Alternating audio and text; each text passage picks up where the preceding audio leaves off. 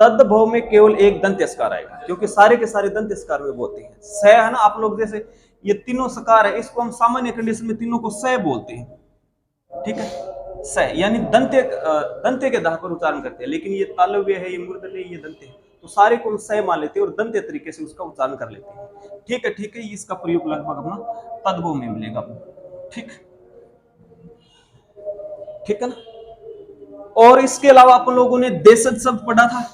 देशज शब्द कौन से होते हैं? देशज शब्द वे शब्द जो क्षेत्रीय प्रभाव के कारण हिंदी भाषा में प्रयोग किए जाते हैं, या फिर इनको आप मनगढ़ंत शब्द भी कह सकते हो।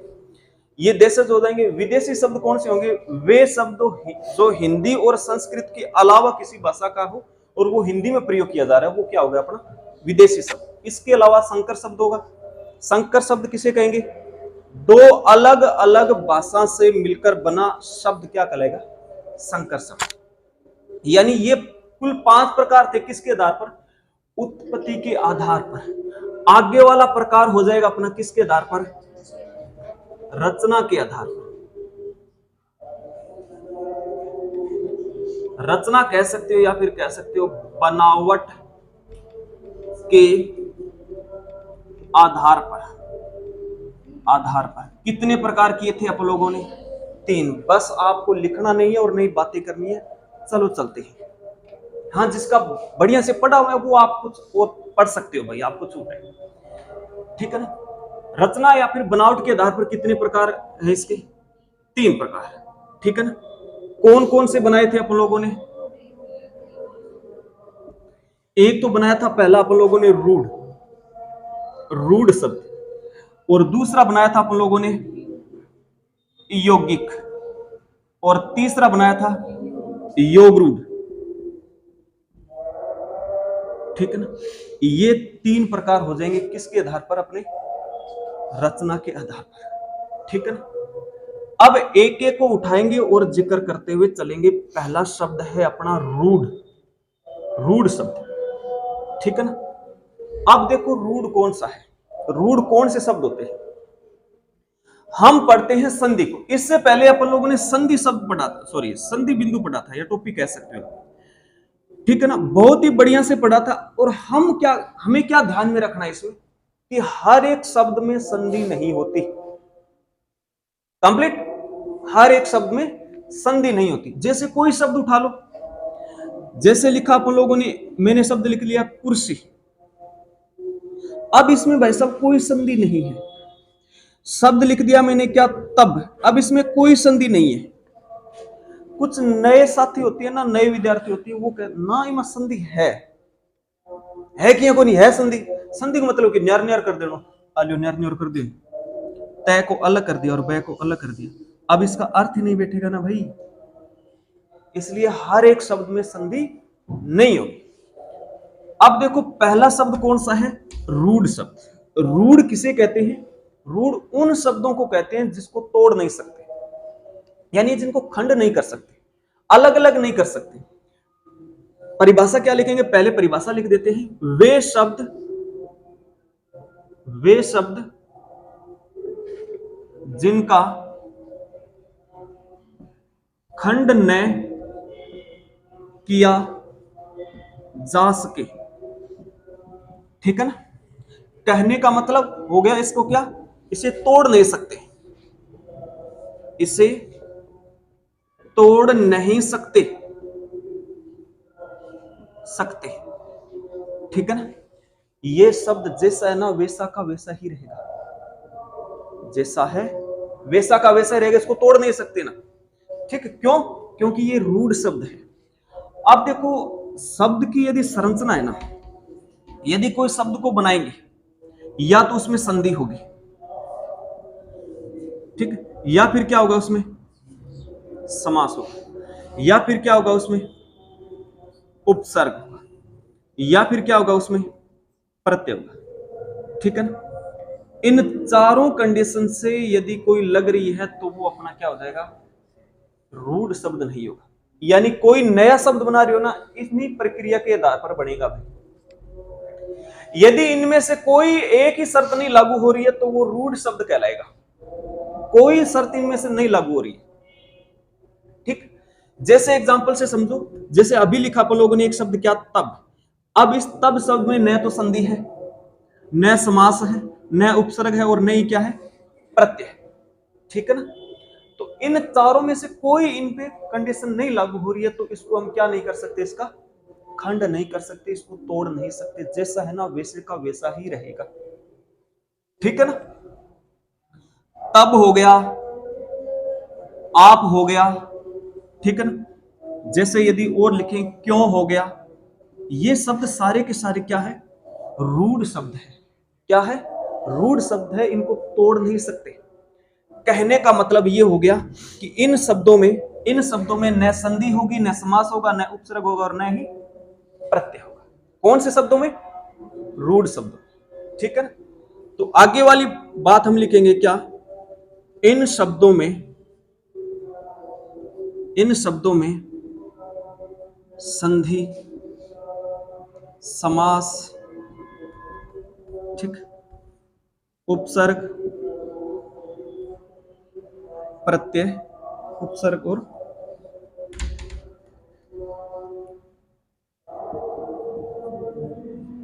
प्रत्यय नहीं होती।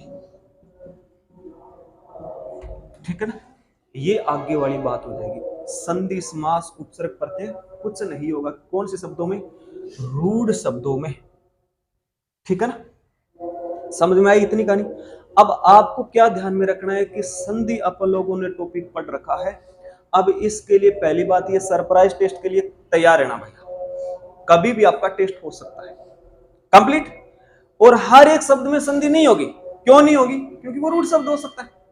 तो आपको किसी शब्द के साथ जबरदस्ती नहीं करनी है कि ना ना ये संधि है, ना है तो ना है ही मां तेरे भाई कहने लाग रहे है ही मैं संधि किया को नहीं, एक ही ना कर दे, एक ही ना कर दे, सिर न कर दे, टांगड़ा न कर दे, आपने संधि कर दे। ऐसे नहीं करना। क्यों, क्योंकि वो रूढ़ शब्द की कैटेगरी में आते हैं। कंप्लीट। आगे वाली कंडीशन समझेंगे अपन लोग, कौन से, यौगिक। दूसरी कंडीशन यौगिक। यौगिक को लिखेंगे यहां पर, एक तो हमने ऐसे लिखा और एक ऐसे लिख दिया। आगे वाली लाइन बता देगी क्या इनमें से सही कौन सा और गलत कौन सा, यानी शुद्ध कौन सा और अशुद्ध कौन सा है। ये शुद्ध है या फिर अशुद्ध है, बिल्कुल बिल्कुल, ये क्या हो जाएगा, अशुद्ध। किसका प्रभाव है यहां पर, एक प्रत्यय का। ठीक है, यानी कहने का मतलब मोटे मोटे शब्द रूप में क्या, इसमें प्रत्यय का प्रभाव है, और वो प्रत्यय कुछ से तो कौन सा हो जाएगा, एक प्रत्यय हो जाएगा। ठीक है, ठीक है। यौगिक शब्द, ठीक है ना। अब देखो यौगिक शब्द कौन से होंगे। पहले देखो इनको उच्चारण करते समय हमें इन शब्द में मिलेगा क्या, एक तो मिलेगा योग और एक प्रत्यय मिलेगा। योग का अर्थ होता है जोड़ना। कहने का मतलब इसमें जोड़ होगा, किन का, शब्द का जोड़ होगा, शब्द का जोड़ होगा। यानी दो शब्द जुड़कर मिलेंगे, दो शब्द जुड़कर एक बन जाएगा, वो यौगिक बन जाएगा। अब देखो दो होंगे कौन कौन से यौगिक शब्द में, देखो होंगे कौन कौन से। अभी अपन लोगों ने बनाया था कौन सा, रूढ़ शब्द। ठीक है, रूढ़ को तोड़ नहीं सकते। आगे वाला हो जाएगा यौगिक, इसको हम तोड़ सकते हैं, इसको हम तोड़ सकते हैं। देखो कैसे तोड़ सकते हैं, जैसे संधि पढ़ी थी ना अपन लोगों ने, संधि के सारे एग्जाम्पल यौगिक शब्द कहलाएंगे। संधि के सारे एग्जाम्पल क्या कहलाएंगे, यौगिक शब्द। चाहे स्वर संधि है, चाहे व्यंजन संधि है, चाहे अपनी विसर्ग संधि है, सारे के सारे यौगिक शब्द में आएंगे। क्यों आएंगे, क्योंकि इसमें संधि होगी, समास भी होगा, उपसर्ग भी होगा और प्रत्यय भी होगा। यानी ये योग से बना है। कैसे, जैसे कोई शब्द ले लेते हैं, जैसे आसान सा शब्द अपना विद्यालय। अब इसका संधि विच्छेद करेंगे क्या, विद्या प्लस आल्य हो जाएगा। ये देखो इसमें एक शब्द ये हो गया, एक शब्द ये हो गया, कितने शब्द हो गए इसमें, दो। यानी ये दो शब्दों से मिलकर एक शब्द बना है, कौन सा, विद्यालय। ठीक है ना। तो कहने का मतलब हुआ ये इस विद्यालय शब्द को हम तोड़ सकते हैं, इसको आगे नहीं, ये नहीं टूटेगा। ठीक है ना। तो ये दो क्या हो गए, ये तो कहलाएंगे अपने रूढ़ शब्द, क्योंकि इसको नहीं तोड़ सकते, और ये शब्द बन जाएगा अपना यौगिक, क्योंकि इसको हम तोड़ सकते हैं। ठीक, तो इस यौगिक शब्द की परिभाषा क्या हो जाएगी, देखो दो शब्द है, हाँ दो से अधिक भी हो सकते हैं, दो से अधिक भी हो सकते हैं, ठीक है ना। जैसे कई शब्दों में अपन लोग करते हैं ना संधि विच्छेद, तो उसके अंदर क्या हो जाता है,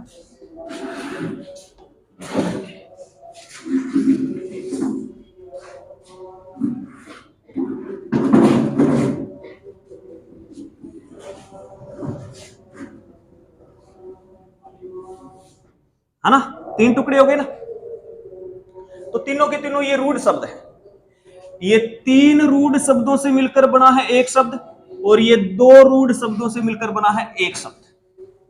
तो रूढ़ शब्द दो भी हो सकते हैं और तीन भी हो सकते हैं, ठीक है। तो दो या फिर तीन रूढ़ शब्दों से मिलकर बना शब्द क्या कहलाएगा, यौगिक शब्द। इसका टुकड़ा कर सकते हैं, इसका भी टुकड़ा कर सकते हैं, तो ये यौगिक शब्द है। तो परिभाषा क्या लिखेंगे, दो भी हो सकता है और दो से अधिक भी हो सकता है। दो या दो से अधिक, अधिक कौन से शब्द, रूढ़ शब्दों से मिलकर बना शब्द यौगिक शब्द कहलाता है, यौगिक शब्द कहलाता है, ठीक है ना, यौगिक शब्द कहलाएगा। ठीक, जब दो या दो से अधिक, यानी कि कहने का मतलब सामान्य कंडीशन में माने ना तो दो ही होते हैं। कैसे, एक होगा वो संधि नहीं होगी, दो में भी संधि हो सकती है और तीन में भी संधि होगी। इनको ऐसे समझो कि मूंगफली होती है ना, मूंगफली, ये शायद अपन लोगों ने पहले भी इस एग्जांपल का अपन लोगों ने प्रयोग किया था। मूंगफली होती है ना, मूंगफली में सामान्य कंडीशन में उसके दो बीज होते हैं। मूंगफली काटी है नहीं, मूंगफली खोल के अंदर दो बीज निकले, लगभग दो, कयाम तीन भी निकल जाएगा, कयाम दो, लगभग दो बीज निकले, और बहुत सारी है वहां एक निकले, एक आड़ी बाकी काम की कौन है, बस जार ही लागे या बिंगा के बना, या तेल काट ले या बिंग और कोई बना ले, तो एक आड़ी की काम ही कौन है, तो रूट शब्द में आ जाएगी। इसको ऐसे समझो, दो टुकड़े हो जाते हैं ना वो यौगिक शब्द में आएंगे, और तीन वाले भी क्या हो जाएंगे, यौगिक में आ जाएंगे। ठीक है, ये एक वाला इस रूट में ही रहेगा।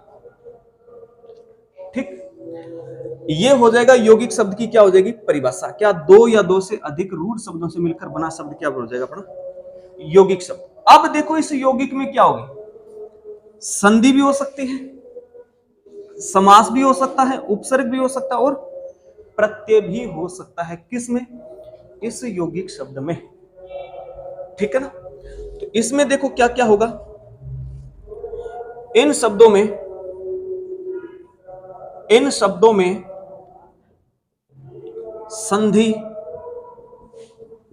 ठीक, समास को एक बार हटाते हैं, उपसर्ग, प्रत्यय और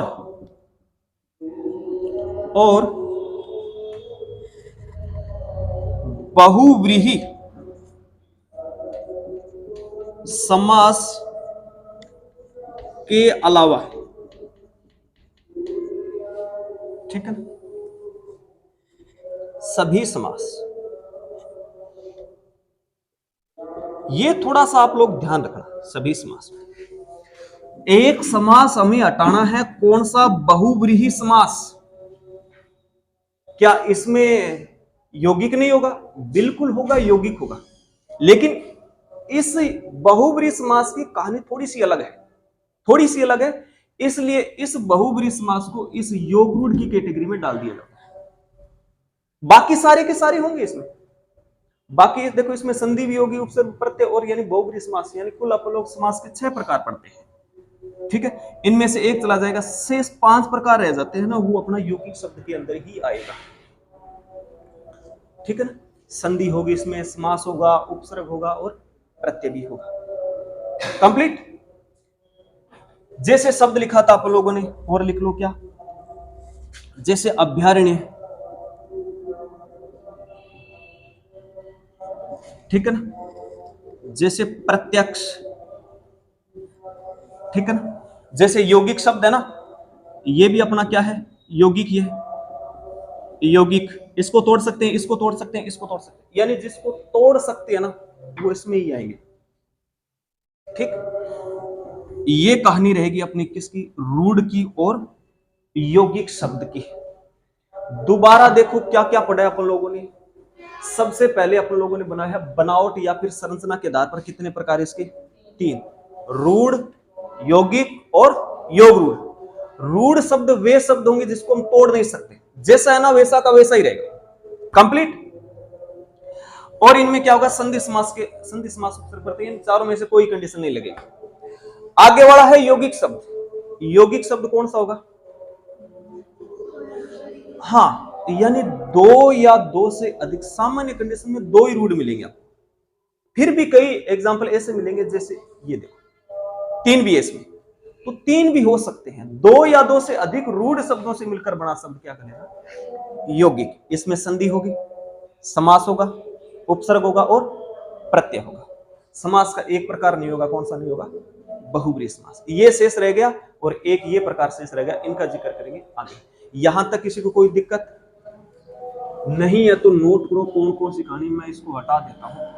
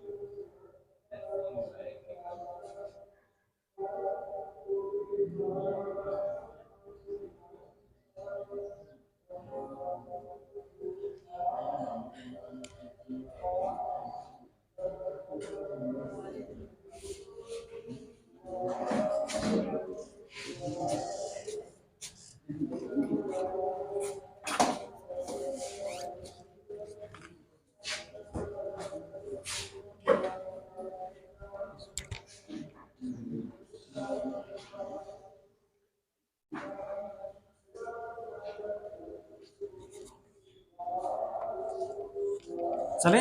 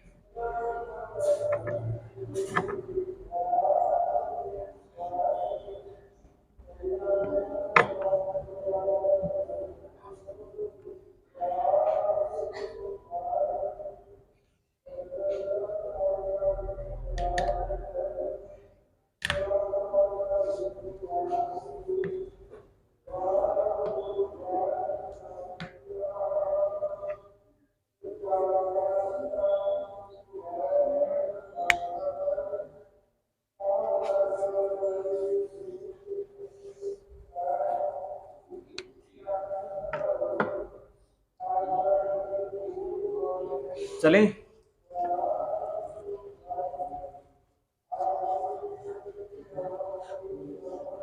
कर लिया नोट?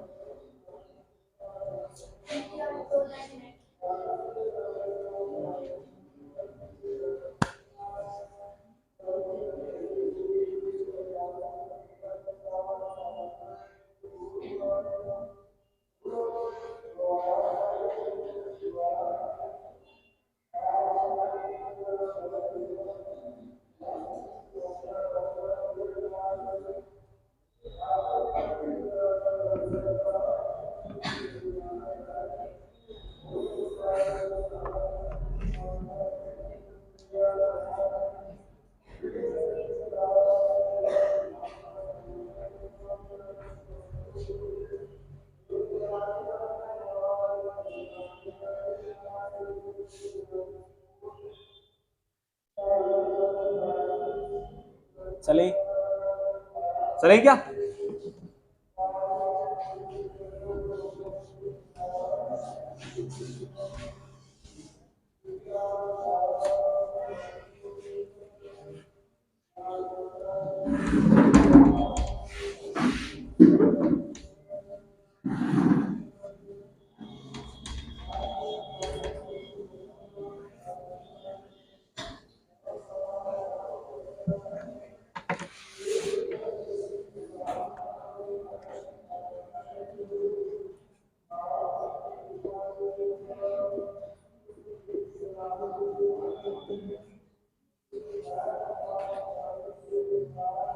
योग रूढ़ शब्द, तीसरा प्रकार। अब देखो योग रूढ़ शब्द कैसे होगा, ये किसकी कैटेगरी में आएगा?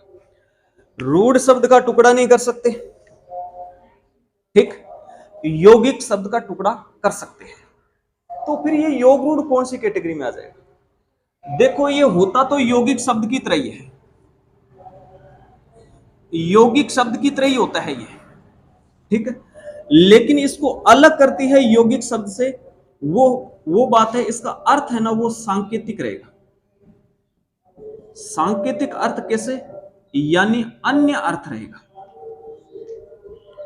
अन्य अर्थ रहेगा, अन्य अर्थ जो मूलतः शब्द बहुब्रीहि समास होता है। तीसरा अर्थ, यानी जो मूलतः जो शब्द है ना वो अपना शब्द अर्थ होकर किसी अन्य अर्थ की अन्य अर्थ धारण कर लेता है या फिर अन्य अर्थ को धारण कर लेगा, वो किस कैटेगरी में आ जाएगा? अपना योग रूढ़ शब्द की कैटेगरी में आ जाएगा, ठीक है ना। ये होते तो यौगिक शब्द की तरह ही है, टुकड़े भी कर सकते हैं, ठीक है। तो योग रूढ़ शब्द कौन से होंगे? ये यौगिक शब्द की तरह ही होते हैं। परिभाषा क्या बनाएंगे? योग रूढ़ शब्द यौगिक शब्द की तरह ही होते हैं, लेकिन इनका अर्थ सांकेतिक रहेगा, ठीक है ना। अर्थ क्या रहेगा? सांकेतिक रहेगा या फिर अन्य अर्थ रहेगा, ठीक। ये शब्द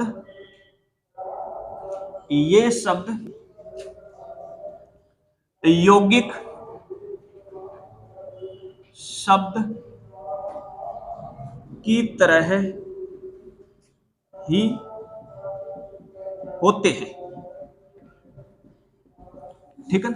लेकिन जो इनको यौगिक शब्द से अलग करता है वो बात क्या है? लेकिन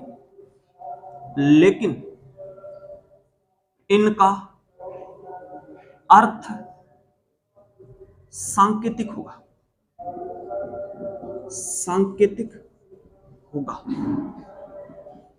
ठीक है। यानी अपना सामान्य अर्थ होकर किसी अन्य अर्थ को धारण कर लेगा ये, ठीक है ना। या फिर कह सकते हो इसको क्या, एक और परिभाषा दे सकते हो, अन्य अर्थ की प्रधानता, अन्य अर्थ की प्रधानता, ठीक है ना। ये अन्य अर्थ की प्रधानता रहेगी। सेम बहुब्रीहि समास पढ़ रहे हैं ना, वो बहुब्रीहि समास इसमें लगेगा, ठीक है। इनमें देखो क्या क्या होगी, बहुब्रीहि समास चलेगा इसमें, मुख्यतः बहुब्रीहि समास के सभी उदाहरण, ठीक है ना। हाँ कुछ संधियां भी चलती है इसमें, संधि भी हो सकती है, इसको नकार नहीं सकते। अब ऐसा कौन सा शब्द आते हैं ऐसे, जैसे शब्द आते हैं अपना, कोई एग्जांपल ले लेते हैं, जैसे शब्द है अपना नीरज, ठीक है ना। अब देखो इसमें एक शब्द है नीर और एक शब्द है अपना क्या, जय। एक नीर शब्द है, एक कौन सा शब्द है, जय शब्द है। नीर का अर्थ क्या है, पानी, और जय का अर्थ होता है जन्म लेना, ठीक है ना। पानी में जन्म लेने वाला कौन, कमल, कमल, ठीक है ना। अब इस नीरज ने नीरज से तो अपना अर्थ खो दिया, अन्य अर्थ धारण कर लिया, क्या, कमल, यानी कि पानी में जन्म लेने वाला कौन, कमल। ऐसे तो बहुत सारे ऐसे जीव है, पेड़ पौधे जो पानी में ही पनपते हैं, लेकिन और किसी के लिए नीरज शब्द नहीं प्रयोग किया जाता, केवल किसके लिए किया जाता है, कमल के लिए किया जाता है। एक एग्जांपल और ले लो, जैसे गजानन, ठीक है ना। इसको अलग करेंगे, यहां पर देखो संधि लग रही है, गज प्लस आनन, कौन सी संधि है यहां पर, एक मिनट, आगे वाली लाइन बताएगी कौन सी संधि है यहां पर। सर हर बात आगे वाली लाइन कहां से, यहां से इधर इधर तवा, आप चारों, ठीक है, आप चारों, दीर्घ स्वर संधि, ठीक है, ठीक है, यानी यहां पर भी संधि लग रही है, यानी कि मुख्य कंडीशन क्या रहेगी, इसमें बहुब्रीहि समास ही रहेगा। हाँ, संधि हो सकती है निसंधि, जैसे यहां पर लग रही है, गज का अर्थ होता है हाथी, ठीक है, आनन यानी मुख, ठीक है, हाथी का मुख खोल, उसे गजानन थोड़ी ना कहते हैं, इसका अर्थ क्या होता है, गणेश जी को कहते हैं। तो इन्होंने, ये सामान्य अर्थ था इसका, किसका, हाथी का मुख, ठीक है ना, ये इसका सामान्य अर्थ था, इसको खोकर इसने ये अर्थ धारण कर लिया। पानी में जन्म लेना, ये इसका क्या था, सामान्य अर्थ था, यानी इनको इसने ये अर्थ खोकर अन्य अर्थ को धारण कर लिया, ठीक है ना। और वो कौन सी कैटेगरी में आएंगे शब्द, योग रूढ़ शब्द की कैटेगरी में आएंगे। कंप्लीट, ये योग रूढ़ शब्द की कहानी होगी, ठीक है ना। क्या होगा, वो यौगिक शब्द की तरह ही होते हैं, मतलब इसको खंड कर सकते हैं, कहने का मतलब टुकड़ा हो सकता है, ये हो रहा है ना, इधर गज है और आनंद है, नीर है और जय है, टुकड़ा कर सकते हैं निसंदेह, लेकिन जो अर्थ है ना, मेन काम अर्थ का है, यानी अर्थ ये सामान्य अर्थ होकर किसी अन्य अर्थ को धारण कर लेता है, सांकेतिक अर्थ हो जाता है, अन्य अर्थ हो जाता है, इस कारणवश इसको योग रूढ़ की शब्द की कैटेगरी में डाल दिया जाता है। कंप्लीट, यानी बहुब्रीहि समास के इसमें सभी उदाहरण इसमें चलेंगे, क्योंकि बहुब्रीहि समास क्या होता है, अपना सामान्य अर्थ होकर कोई अन्य अर्थ धारण कर लेता है, कुछ सांकेतिक अर्थ धारण कर लेता है, और योग रूढ़ शब्द की कहानी कुछ ऐसी ही है। कंप्लीट, किसी को कोई दिक्कत, समझ रहे हो ना, लिखो कहानी, ये बाकी बहुब्रीहि समास और पढ़ेंगे तब बढ़िया से और समझ में आ जाएगा, ठीक है ना।